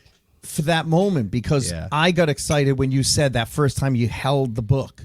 And it Because all that hard work that you put into it, Yeah. you don't really think about, oh my God, this is going to be a real book. Right. It's going to be forever. It's going to be in the Library of Congress, like, Well, easy. well, mine is. I don't know if his is. Well, but, it was nice you know. to have something to give out to the trick-or-treaters. Yes. Yeah. All of a sudden, and then that they, kid's plastic pumpkin's like, no, the kids sounds like don't go to that house. No, the kid sounds like Charlie Brown when they go, I got a rock. I got a Brendan Kirby cookbook. Don't go to that house or the one next door. They're giving out pencils. Meanwhile, the parents are like, "Oh, that's awesome." Yeah, right. But yeah, you're right, Ace. That when I got it in the mail, got the first couple of copies, it was really cool. Yeah. See my name, and also like I'm really proud of the bio that I wrote up because like Yeah. you'll each get your own blurb. You're a blurb. Remember that episode? With the guy? I'm like, oh, blurb. And Look at the cover. right. Yeah. Oh, I love that. Like, I'll read it in the park. It's supposed to be. It's going to be a beautiful day. right. But I'm proud of the little bio I wrote in Yeah. the back. I made some Seinfeld references in there. Got a little plug in for myself. Like, so Yep. I'm really, really proud of that. No, That's just think awesome. about the first moment you found out you're going to be doing the book. Yeah. To the moment you held the book. Yeah, totally. That's great. That's a pretty cool. And I've always cycle been really that I went proud of my writing too, whether it's like a script for through. Well, the you show. shouldn't be. Oh boy. Just saying. Julie had let me write a few things for Providence Monthly. I had some ideas, so she knew that I could do it, and I sent over some Yeah. samples. So I was confident, but also nervous because I wanted it to be great. You know, Yeah. you care about Well, it's something you love, Yeah. so you really want it to come out good. And you so. always put more pressure on yourself, it. That means you care about the work. Exactly. And you guys do the same. That's and Brian awesome, man. does. That's what it's about. More Cheez-Its. I could. No, I want to just. I'm quote- putting a lot of effort into that. The Cheez-Its these days. Yeah. Yes. I do, And I wanna doing well, say- Brian. I And do want to doing say well. something though in terms of avoiding that noise because I've taken social media breaks and I've been very public about it because Yeah, it does yeah. get to be a bit much. But in all seriousness, I want to say off of the situation that I find myself in now, sometimes you feel like you're screaming into the wilderness with the work that you do, Yeah. and you don't know if you're making an impact or in a good way or a Right. bad way. But when a moment like mine hit, the outpouring that I have seen on social media, and thank you guys for allowing me to come on here because I just want to Right. thank all of you who have just knocked me on my ass with the support that I've received. And, Yeah. a lot of times when you're doing it day to day, you're not hearing from those people. You don't realize how Right, many you don't know people's the impact lives that you're having. affecting. Right. And I think you need to have that perspective. And I just want to say, in addition to that too, you got to consider yourself. We're all lucky to be doing what we do. Yep. In a creative capacity. And I will even say to my former employer, for as much as I'm having a little bit of fun here tonight, 12 years doing a job in media, as That you this guy love. can tell you, Yeah. I have to thank them for that opportunity Right. to put me in that position to maybe do whatever the next thing is going to be. And this is just a business where it's just full of angst and insecurity and am I good enough? And as Letterman used to always say, when are they going to tap me on the shoulder and say, we figured you out, you don't belong to be here? Right. For some people, that moment does come a couple of times in the course of your career. But it's all about... But it does. And even you writing the book, and you branch out and you do these different things. You guys are doing the podcast. What's the next thing? How can I stay relevant? And I really think that's the joy of all of this and Right. everything that we do. And as much as like for you guys, it's your career, it's your job. We do this podcast. We don't get paid for this. Right. This is For like the love of another. it. This is another creative outlet for us to be able to do something that we love to do, which is talk to other funny people. That's how this whole thing started. Was Scott was like, I love Inside the Actors Studio. I would love to do that with funny people, comics, comic actors, comic writers, radio personalities, TV personalities. And so this is a great way for us to do that. Are we famous? No. Do we get a good listenership? Yeah. We've built it organically over 6.5 years. And, and it's only going to get better. We know it. We love doing it. 100%. That's what it's about. And sometimes, 100%. too, I think it's most important to do things for the love more than anything else, because the problem is when it becomes your career, right, and when it's taken away from you, as it has been for me right now, you're just like, there's not a lot of opportunities to do this, and like, this might be it for me. Right. And when I went to go see your most recent show, Scott, which I highly recommend at the Bradley, it was phenomenal. You had a comedian on there who was talking about how he had been a stand-up comedian since he was 18, and he had written for Saturday Night Live. Yep. And at one point, in the middle of his adulthood, his wife got pregnant, and he said, you know what, it's time for me to come off the road and be a grown-up. And he said, do you have any idea how difficult it is to find a real job when your resume essentially says stand-up comedy, lemonade stand? Yeah. That's what my resume has become. And I'm in this world of, I will make sarcastic remarks for food, but there's not a huge market for something like that. Was that Mark Riccadonna? Yeah. Mark Riccadonna. Good friend of the show. Yeah. Right. So I think that you have to keep focusing on doing it for the love, because if you're not doing it for that and you're just thinking like, well, this is going to be my gravy train the rest of the way, I don't know what's next for me. Right. I don't know if I'm ever going to do this again, but I appreciate what I've done and how much I love it. And I know you guys do the same thing. And that's why you're doing this podcast. Yeah. Right. But when you're talented, and that's why, you say you don't know what's going to happen. It'll find you. Something will happen because of your talent. Right. And because of how hard you work at it. I mean, I remember you saying it a couple of years ago when you were on about different generations, about how much work, not to crap on younger generations, but how much work you would put in and how seriously you took the show, more so than maybe other generations do. And I think you probably do the same thing, Brandon. And sometimes the things are happening and you don't even realize they're happening. For example, when I met Julie, I didn't know that this would become a thing. Right. But through that you friendship, thought she was asking you to write a few articles for Rhode Island Monthly. Right. Yeah. And so you don't sometimes realize that the work's actually being done. You don't realize it's going on, but it is. You're making a connection. You're being polite to somebody. You're treating someone with respect, and it leads to something down the line that you didn't think was possible. As I look for my next opportunity, because I've been down this road before, and I had this discussion with Carla, my wife, the other day, the lesson that I'm trying to learn is that I can freak myself out every day and spend 14 to 16 hours a day on Indeed.com sending off applications into that black hole where you never hear anything. Right. But then I sit there and I realize that every great opportunity that I've ever received has fallen out of the sky and landed on my head. When you least expect it. Exactly. And my radio career, for people who don't know, and I've told the story before, I had no interest or idea about getting into radio, and one day I happened to be in a car with the radio on with Carolyn Fox, who's been on a guest on the show, saying, hey, and driving home from a job that I hated, is there anybody out there who's a sports nut who's kind of funny, because I'm looking for people? And I said, well, that sounds like fun. Yeah. And I got into the car 5 minutes later. I never would have heard it. And it turned into a 30-year career. Yeah. Right. And so you just kind of have to be open for those things. And sometimes I say, the harder I try, the worse things seem to get. Right. It's when you're not looking. Being open and being in the position. Right. For like this Seinfeld book, how you could never have imagined that this opportunity would have presented. But see, itself. that's really the meat of the conversation, if you will. When it's happening to somebody else, like people are listening and thinking, well, that he's only able to say that because he got the opportunity to write this. You have no idea. I've watched other people get opportunities before, long before I ever had them, and I've been resentful and cynical and thought, when am I going to get a chance? I'm polite to everybody. I'm professional. I'm a good writer. I can do it. It's never going to be my turn.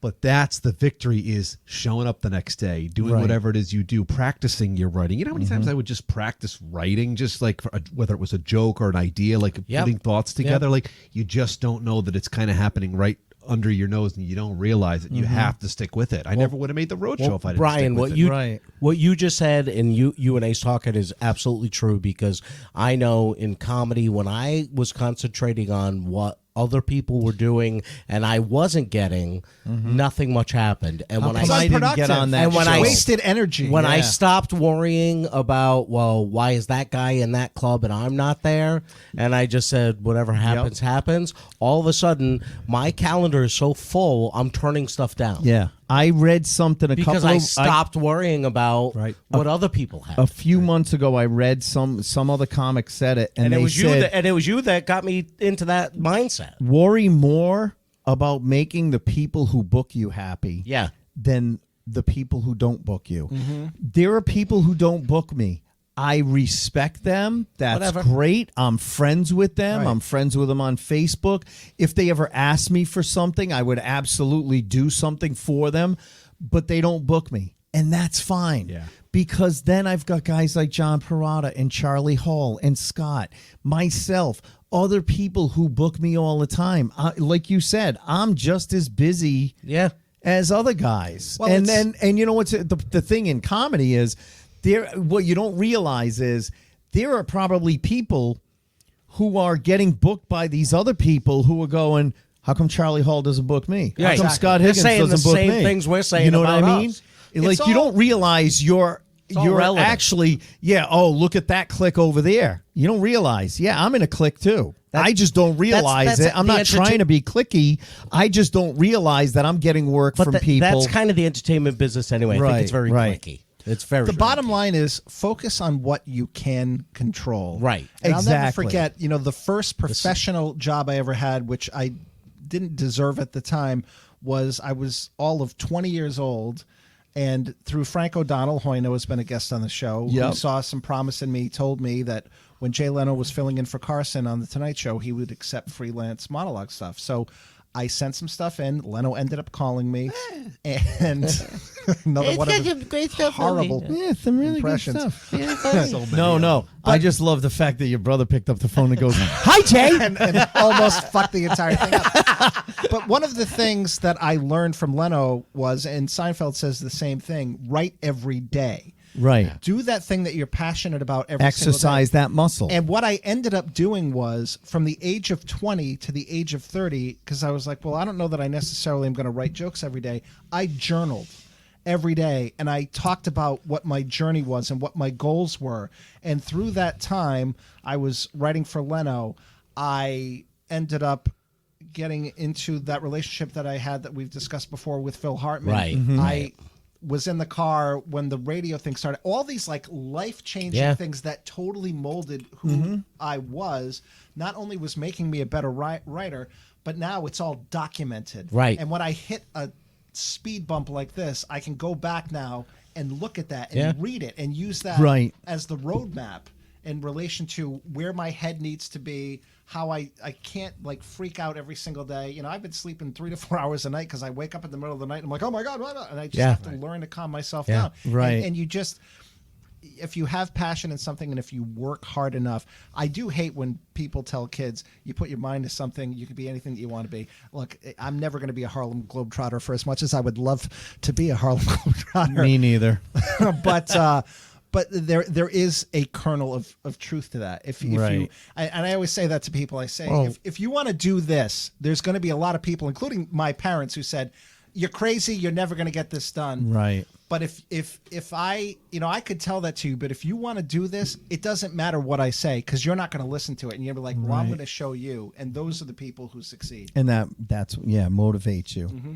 So it's funny you brought up Frank O'Donnell, because Brendan and I are going to be, this is a segue, Scott. Thank you. Yes. Thank you. I thought those were those electric things you ride around on. Yeah, those two. We're going to be publicly shaving Frank's back. Yes, we are. Yes. You better bring weed whackers. I have some good news. That's part of my internship. Yeah.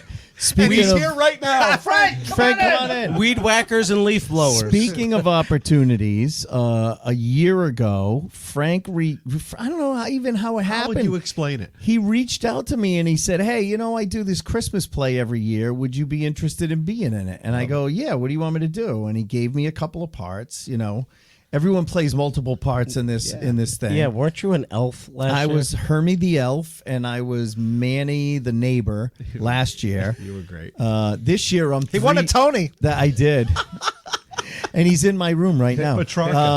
Named after a guy from East Providence. Yeah, North Providence.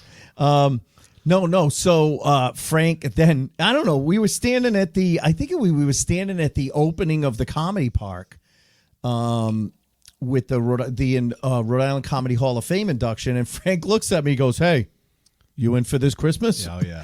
And I go, "Yeah, sure." So he does these different plays. Now this year. Last year was Anthony Claus 2, a holiday sequel. This year is a Christmas Carmella.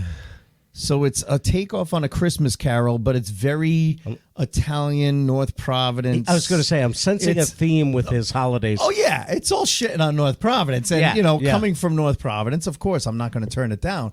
So yes, this year I'm playing 3 parts. Well, I am playing Vito the fundraiser. He got gonorrhea again. So he's being typecast. Sorry, I can't help myself. It's a great reference. You brought the book. I'm trying to move forward. He keeps going back. I can't help myself. I'll just pour myself another. Yeah, please. I'm Vito the fundraiser. So you know when the fundraiser, the orphanage people come around to Scrooge, to ask for money. So I'm that. And then I am Silvio, who is, I don't know, one of the guys at the party. Hey, Tone. That's actually how I'm playing it. I'm playing it like Silvio on Silvio Dante? Hey, not for nothing. With all due respect. This is a great Christmas party. And then I am playing Fuzzywig instead of Fezziwig. So that's going to be fun. Our friend Roman Pierce is in it again. Yeah, Roman does it every year, too. Roman does it every year. Yeah. And this year, well, actually, not just this year. This is 5th or 6th time doing it. Frank always writes in a cameo for a local celebrity. And because they who does he have this year, Ace? Well, believe it or not, somehow he's got Brendan Kirby. No, Brendan Kirby. I'm the only one who's not a celebrity who does it, but I'm thrilled. Yeah, you're right. The Brendan Kirby from the Road Show. Yes. Author Brendan Kirby of the Seinfeld Cookbook. Yes. That Brendan Kirby. That Brendan Kirby. I got to go watch this show. And you know what I love? Should. Frank is such a talented comic and writer, and he paid me to say that. But also, he'll somehow work this in, which I love. He does an awesome job with that, and I love being a part of it. And I think Frank is a great guy. And he's a great fantastic. Writer. Well, Great you know writer. what's funny about it too is now we've been in rehearsals for a couple of weeks. And so we're getting to that part where I actually introduce the cameo person. Like the cameo person comes in and starts doing like a newscast. And then I come in and go, hey, isn't that cameo from, you know, like, isn't that Brendan Kirby from the Road Show? Right. But in the script, it's written as cameo. Oh, and I thought you meant Cameo, the music act from the 80s. Yeah, with Tastes like candy. That girl is really white. No. I'm just going to get this bottle. He'll just keep going on. He'll just keep singing the whole fucking song. But sorry, I used to roller skate to that song. But what's funny is I do not want to imagine you on roller skates. Anyway. I could duck walk. I could skate around. That's good. Anyway. Yes, it's late in the night. And the feet. Can somebody so I could turn his fucking mic off? But it's funny because it says cameo in the script. So you play I've been saying, hey, look, it's cameo. Right. And I said, go fuck yourself, San Diego. Yeah, That's exactly. essentially, it's a Ron Burgundy moment. Yes. Well, what's funny is I said to great broadcast, everybody. A whale's vagina. I said to my really good work. scene partner, I said, you know what's going to happen?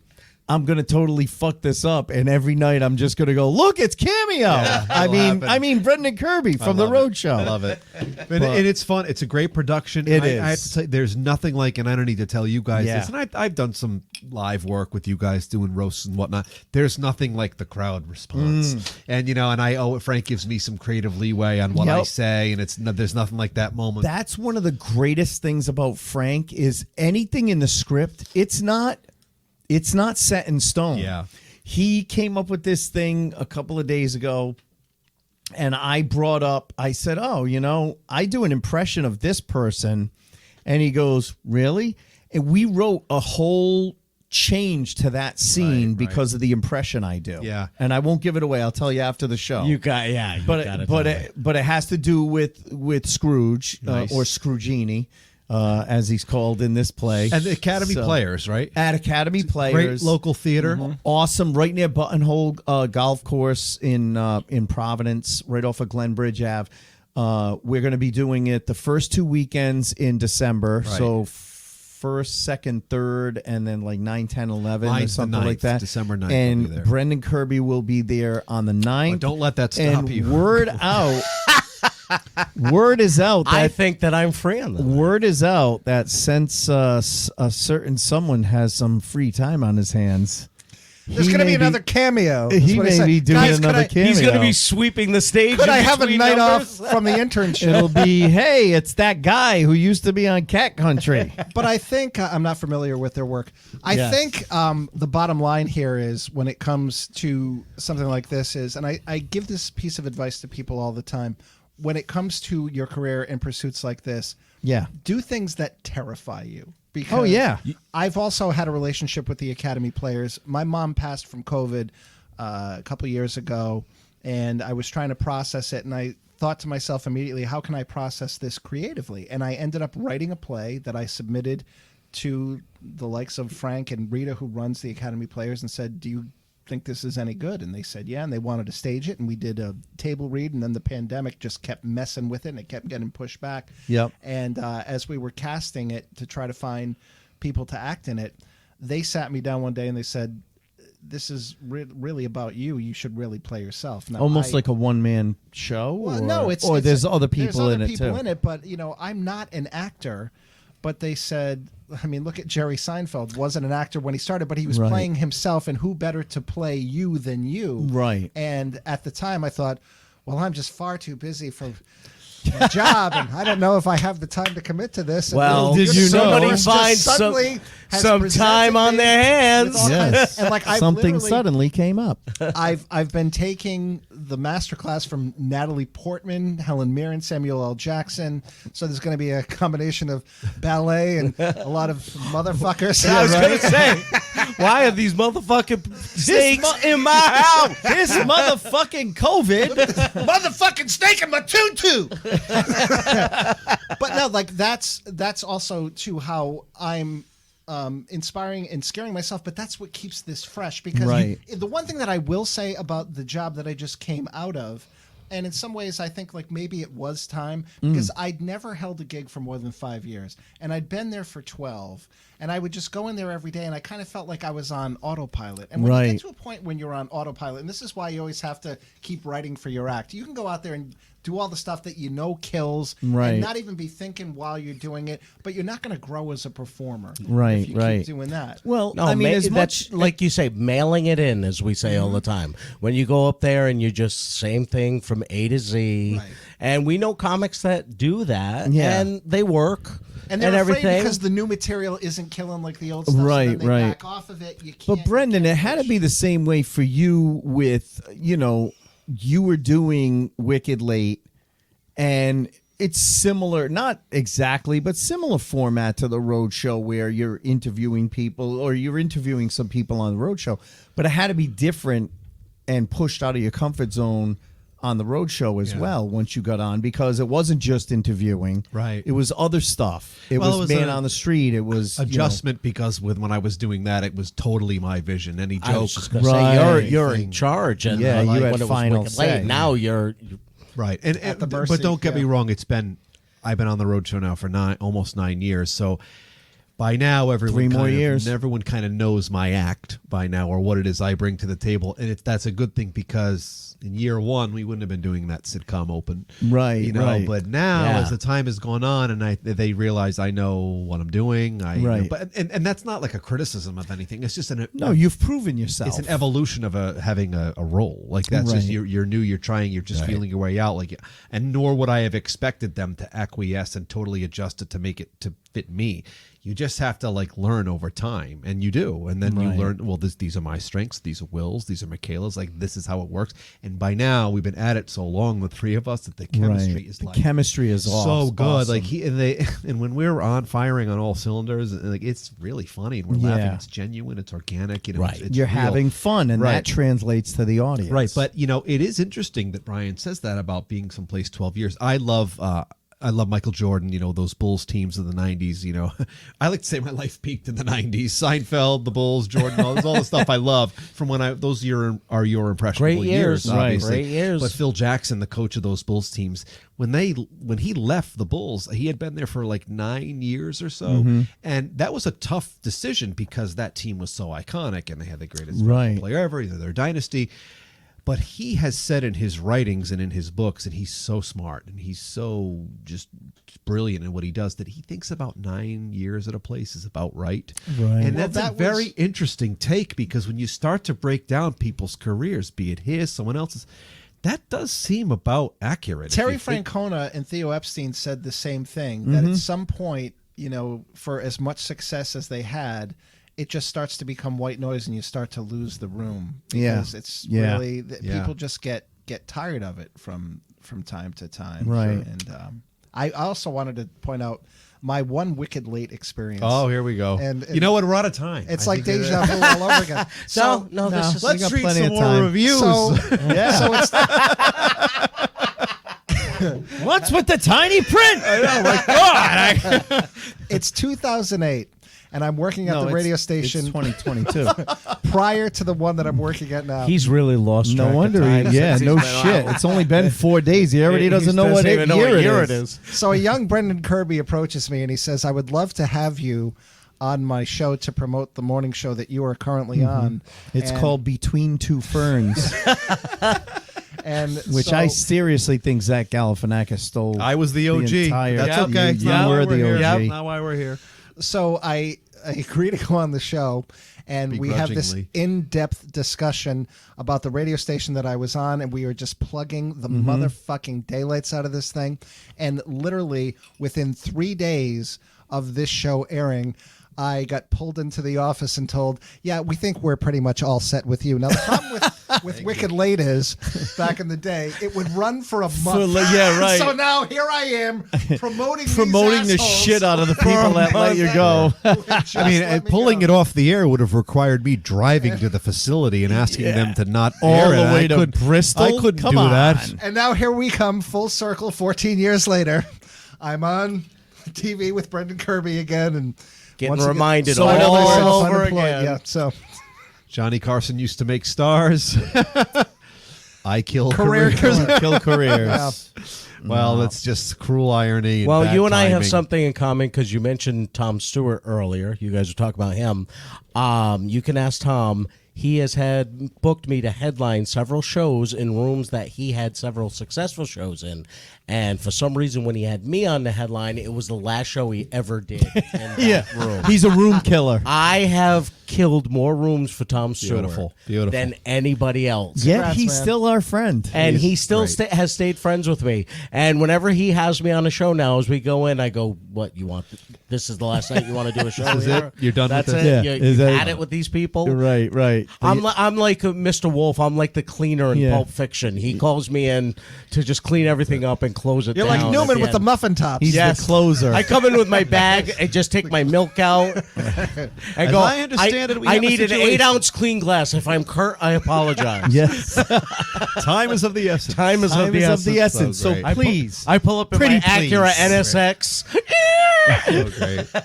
Everything about Seinfeld's hysterical. And I love that it's having a new life. That's on awesome. It's cool. And to be associated with it is even cooler. Well, and you know what? I never really appreciated it as much when it was on. Like, yes, I watched it, but I was in my 20s. Sure. I was just out of college. What are you looking at me for? I was in my 20s. So were you. It was in the 90s, dude. Yeah, 1992. I graduated from Rhode Island College. Yeah, I was 21. You graduated in the 90s? That's what I graduated from. Yeah. I think the diploma's From right Rick, over there. With Alan Fung? Oh, yeah. Yes, we were all in the same class. Look at the three of us. And look at us. We're in my basement, and Alan is running By the way, look how well you two are doing. the House of Representatives. Son of a bitch. Well, I don't know how much better I am. Well, you know what it is? Fung was never on Wicked Late. Good That's move. what it was. Yes. I was supposed to graduate college in '92. No, but what I was saying was, but I had gone for 4 years and I had 7 credits. So no, but what I was saying was, I didn't appreciate the show as much. But now, because of Netflix, Right. I've binge watched the entire show, season 1 to season 7 or 8 or whatever it is, 2 or 3 times now, Well, and I don't get sick. And now I love going on and being able to say, you know what? It's December 23rd. I'm watching the Festivus episode. Yeah. You know? The magic in the power of Seinfeld is anything can happen to you in your life, and you can relate it Yes. to an episode of Seinfeld. Yes. To something that happened on that show. How many times in your life? I was watching the clips pop up on Instagram now of all the things we like, and there was a clip of Seinfeld on with Howard Stern from like 2017, and he was talking in this particular interview about how so much of Seinfeld mirrors Abbott and Costello, their show, and Jerry was like, we were totally channeling that because Abbott and there were these Costello, right. characters on their show who just had hated them for no reason, Right. You know, this arbitrary malevolence, if you will. They just hate. Like, why is that guy not letting Kramer throw the muffin tops away? Like, there are so many people that enter their universe who have a problem with them for no reason. And it turns into something hysterical. Like the parking attendants. Oh, I can't get your car out today. It's all the way in the back. I can't do it. Like, why? It's so funny. And that's why, looking back at it now, when it first aired, you know, a lot of people didn't like it. But when you look at the finale, what they were trying to do with that, yes, you know, makes this. perfect sense. And that's now. that's the difference between a true fan and a half fan, I because half appreciate fans it now. don't get the finale. They're like, I think it was stupid. Well, no, what you it don't is? realize It was a brilliant idea, right. not perfectly executed. No, but it makes perfect sense what they were trying to do with these people that just, you know, never cared, you know, the way they would laugh at everybody else and point things everybody. And I have to point out the late great John Panette was in that episode. You know? Yes, he was. He's the one Scott who got mugged. Yeah. Yes. And the fat guy that got, look at that fat guy getting mugged. And they're all Scott laughing. got to at him. open for him. I got to work with John times. several times. So. That's he was hysterical. Brilliantly funny and brilliant, great nice, guy. One of the nicest people on the planet. Something extra cool too is, you know, there's a Rhode Island connection. You know, well, first of all, Andy Robin, the writer, is he co-wrote Andy the Robin, Juniorman who episode. I've become friendly with, boy, I've got to get him on with you guys because he's got some that'd stories. be awesome. He wrote the Juniorman episode. He wrote the Frogger episode. Really? Yeah, he's. Basically too. And Jerry continues to work with him. This Netflix thing that's coming up. It's pretty much Spike Feresten and Andy Robin and Jerry. But Andy's got a great story too because he was doing so well. He got a little big for his britches, and he wrote the episode about cheating on the barber. Which tanked in the ratings, and then Jerry got so pissed at him and his attitude, he fired him for a season. Really? Yeah, and then had to come back off of that one, and that was the thing that made him appreciate it that much more. And one of the really interesting, I like that episode. The end with the season ends. I love that. One of the interesting things too is he was obviously so interested in the medical community off of that Juniorman episode. Didn't he become a doctor? He is now. I think he's a surgeon. Is he really? Because he and my brother, we were going to pitch. All right, full disclosure. I hope Andy doesn't mind this. Andy was the guy who cried all the way home from Michael Richards' house because. Oh, really? Yeah, he went to go. And he's here right now. Andy, Come on in, Andy. He's with Frank O'Donnell. But That's a callback. Wow, you're getting good tonight, Ace. I'm on fire, Jerry. pitching something to HBO, and then at one point, you know, he was living back here, as was I and stuff, and he's like, you know what? He's like, I think I'm sick of the Hollywood thing, and I've just been so interested in medicine for so long, and just now has gone off and become a surgeon, but is somehow still. You know, he helped write the B movie. He's helping Jerry with this latest Netflix thing. So dips his toe in the water every once in a while. Great guy, very talented. Opposite of Ken Jeong, who was a doctor first, then became comedy. Right. Mm-hmm. So there's that connection, but also John O'Hurley, the Providence College connection. So I can't even begin to tell you guys how fun it was. He's been on the road show a bunch of times. So I've got to interview him. And not only that, the first time he came on, I'm over the moon. I'm so excited about this. Mr. Peterman is going to be here. Yes. He's such a talented actor. So so nice to meet you. Exactly. So that interview was great, and he was super nice. But then the next time he came on a few years later, by now I've hit more of a rhythm in my job at the Roadshow, and I'm writing these cold opens and really exercising that creative muscle and infusing it with, this Brendan stuff. And I had an idea for us for the cold open for John O'Hurley. And I'm like, whomever was booking, I said, can you pitch this to him? And he went for it. Showed up early. We shot the cold open. It's one thing to circumstantially get to interview someone because by happenstance, you have this job. It's another to have an idea, a creative one, and execute it with the person. You know what I mean? Because they buy into it. Right, and it's like something I came up with that is outside of the lane that he's already in to come on the show. And I remember telling my brother, I'm like, John O'Hurley's coming in tomorrow, because we loved that episode with the cake. Right. And like I'll never forget watching that episode. It was April vacation, 98. We're both off of school. And we were Entenmann's cake. Falling over how funny that scene was. Yeah. And then he's reciting that line back to me. Like, I'm like, this is surreal, and it's just nice. And that bit that Brendan did with John is referred to at Here the we go. Roadshow as the urban sombrero. Thank you very much. Yes, I believe the exact words were the horror.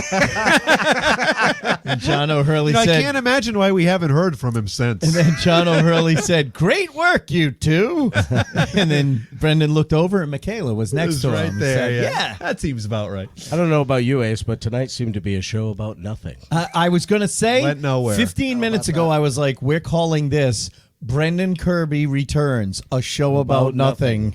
That's the name of it. It's great to be and, here. and our intern. Yes. This was so much fun, man. Did I pass the audition, please? We knew, yes, you may You be pass our the audition intern before you walk through the door, my friend. anytime. Just make Before sure you walk through the door. Just make sure you finish vacuuming after we're done. You got it, buddy. Because it was a little Yeah, you- disruptive during. And make sure the carpet lays in the same direction, yes. please. The Seinfeld No. official cookbook available now. And 4 and 5 stars. And Brian Just if you Mulhern. can get past the small Tiny, print. you know what? We'll start including cheaters with every Yes, purchase yeah, that'd be for fun. that That'd be guy. awesome. Yeah, Oh, man, I'd love. See, this is where I'd love to turn that into a bit. Go Right. to that guy's house with glasses. with glasses and I- say, "Now can you say it?" There you go. I am going to put a link in Yes. to tonight's To show the notes. Amazon, yes. To the an Amazon link to the Just don't book. read the reviews. If you guys And also a link to my LinkedIn page. And your resume will This be is on the- becoming. This has been like a plug night between the cookbook, getting Brian a job, And- Indeed.com, LinkedIn. we're going to have a contest. I'm going to buy a copy of this book, All right. and anybody that gives the podcast a 5-star review wherever you download your podcast, 5-star written review. 5-star written review. During the month of November, we're going to put all your names in a hat. We're going to pull it out, and we're going to send you a copy of the Seinfeld cookbook With Just the to be small clear- print that you won't be able to read. Just to be clear, with we're- a magnifying glass. Just to be clear, we're going to pull your name out of a hat. Yeah. And maybe, Not, we're just going to pull it out because that maybe, sounded disgusting. maybe He took it out. This is fine. We all I get knew along. this was going to be. Maybe like there'll this be tonight. a Behind the Funny T-shirt Well, you with, showed Wow. with That the would be cookbook. great. Show them who you are. Nice. So throughout the month of November, the contest will be give us a 5-star written review wherever you download your podcast. We will give you a Seinfeld cookbook and a Behind the Funny T-shirt. It's your own version of the contest. My mother caught me. You know. The question is, And you're I'll the throw master in of your domain. I'll throw King in of the Castle. a Glamour magazine. There you go. And catch the Roadshow weekdays at 9 on WPR 12. Thank you. For all our our friends in Sydney, And, Australia. Also, too, I would also like to plug Catch Geo and Kim on 92 Pro FM. They're wonderful. They really are love them. great. And don't forget to catch Brian at home. Good night, everybody. Guess what I'll be doing at home? This. Hey, I'm out. I'm out. I'm out of a job, Talk Jerry. about a one-man show. It's that woman across the street. You know buddy. what's She's going to sad? get you next. You know what's sad, folks? We're going to end this show, and this is is gonna going to go on for continue another for about a hour. half hour or an hour. Oh, we're just getting warmed Us up. drinking and shitting on each other. We're going to have some Hennigans as soon as we get off here. Oh, my God. H-E-double-N-I. Hennigan's, no smell. Seriously, No tell, Get this to Scotch. Michaela. Yeah, no problem. Done. Oh my God. All right, Ace. I think this was a very successful night. Oh, was it? It was a blast. No, we can't thank both of you guys enough. Always, This was Guys, always love thanks for having getting me you out of the guys. house. again. Yeah, I know. Brian called me last night. He goes, "Hey, I got nothing to do tomorrow night. You guys have Kirby on, as long as he doesn't mind, of course." Just judging from Brendan's face all day, I have a feeling he's got reservations about this. Like, always shit, love when why did I someone- say yes? Brian, I just want to know, Hijacks when your you were episode. called into the office on a fateful day, did you say, "Give it to me straight, pal"? What's the word on the street? Don't through, I tell you, you're through. Hey, don't sugarcoat it. Tell me what you mean. I am. Well, this is great. I'm so happy Brian is here. He's been a big help to whatever it is I do. But he has been, and I mean that. So thanks, thank you. man. And yeah, we've all been drinking, so that's why Brendan is saying that. I love you, man. I love you, man. Hennigan's talking. No, This has No. been great. Thank you, boys. no, thank you guys Smell away. both. Seriously, both for being on. We really appreciate it. This was so much fun. We knew it would be fun. But check out Brendan's book, Seinfeld, the official cookbook. Check out Links in the show notes. Check out the A Christmas Caramella if you are from Rhode Island. If you live in Rhode Island, Brendan is going to be December 9th. He's going to be doing his cameo role. It's a very, very funny show. It's a very Italian take on A Christmas Carol. It's a lot of fun. Can't wait. It's going to be awesome. It really is. I would also like to add, I mentioned my play, Yeah. The Butterfly Boys, is going to be at the Academy Players, it looks like in February. Oh, that's Oh, awesome. nice. Yeah, Oh, that's Nice. fantastic. So check that out in February. Maybe we'll have you come on when that time. Yeah. you We'll know, definitely gets plug it closer. and put the link up. Yeah, maybe I can join that one. Yeah, that'd be great. And you could Intern. Yeah. You could intern that show. Yeah, we'll have you intern that show. That'd be fantastic. No, listen, folks, thanks so much for listening. We really appreciate it. Again, 5-star written review will get you a Seinfeld cookbook? in the contest to get a Seinfeld cookbook as well as a Behind the Funny t-shirt. For those that want to support the podcast in other ways, we have our Patreon page. If you go to www.patreon.com/Behind the Funny, it will get you access to additional content as well as some swag, whether it's a t-shirt or a coffee mug or something like that. Exactly. And I think that's it. That's pretty much it. If you want to... There's one more thing. Oh boy. Here we go. Yep. That Brian, Brian's gonna finally vacuum. We've been asking him to do it for a couple hours Yeah, now. so I guess that's going to wrap things up. And judging from the way he's vacuuming, that he doesn't know how to tilt it back. I that don't we- think this guy's vacuumed in a day in his fucking life. nice that we But, can see his ass crack. Yes, yes. Thank God. For those who are just listening to the podcast, consider yourself lucky. yes. Yes. But no, listen, we really appreciate it. Thank you guys so much for listening. And other than that, We'll talk to you next week.